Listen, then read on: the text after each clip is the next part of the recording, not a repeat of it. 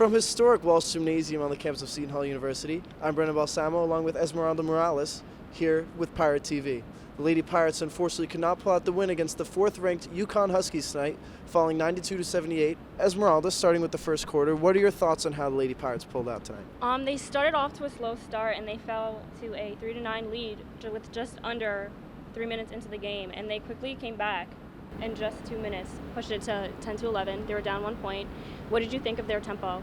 Really, their tempo, they had a really fast tempo, and I really liked it because it was just good for the game. And it really did not look like UConn could keep up at all. Actually, Coach Bozzella said after the game that he really liked their tempo, and UConn head coach also agreed with that. He liked the tempo, and he really thinks they're a good team when they can keep up that tempo. But Bozzella later said that it was very hard to keep that up. It took a mental toll. So would you agree with what he said, keep saying that it was hard to keep up that tempo?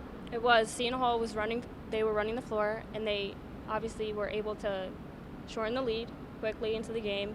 And it did take a mental toll onto UConn. Seton Hall came into the second quarter with the lead. They were 28-21. What did you think of their play starting in the second quarter? Starting in the second quarter, you could see who really the better team was, because obviously Desiree Elmore had 10 points at the end of the first quarter and then just went silent. And halfway through the second quarter, she was still at 10 points. So shutting down that type of offensive threat is definitely something that UConn was planning to do, and it's something that they did really successfully. And of course, that wasn't the only facet of the game if you want to take a look at the rebounds as well. So at the end of the first half, the score was 47-43 UConn, so obviously the Pirates played it pretty close with the fourth best team in the nation. So what are your thoughts on how they tried to upkeep that kind of play? That's when UConn really started to pull away. Alexis Lewis came into the game scoring 16.9 points. She was the second leading scorer on Seton Hall, and she had missed her first 8 shots. All were threes. She made her first shot of the game within the last few minutes of the quarter, and she only finished the game with 6 points, both of them being threes. What do you think about the atmosphere here at the historic Walsh Gymnasium and how that affected their play? Well, it definitely did, because it definitely provided a lot of momentum, a nearly sold-out crowd, lots of Seton Hall support. Place was going crazy, especially when Alexis Lewis finally got that three to fall.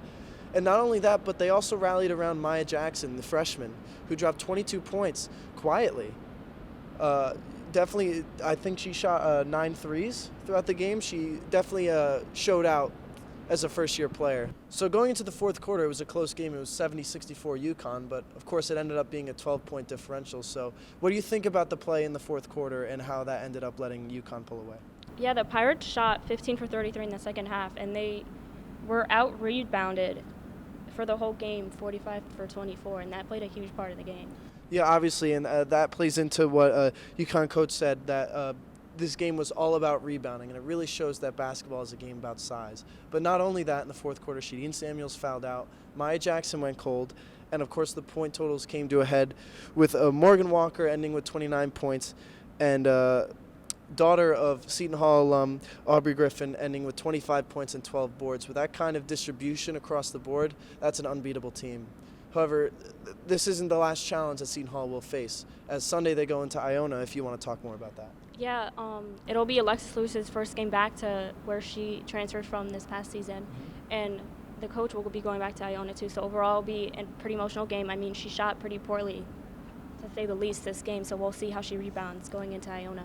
And Coach Bozzella said they already spent a lot of emotion today, so it will be a big test to see if they can pull this out.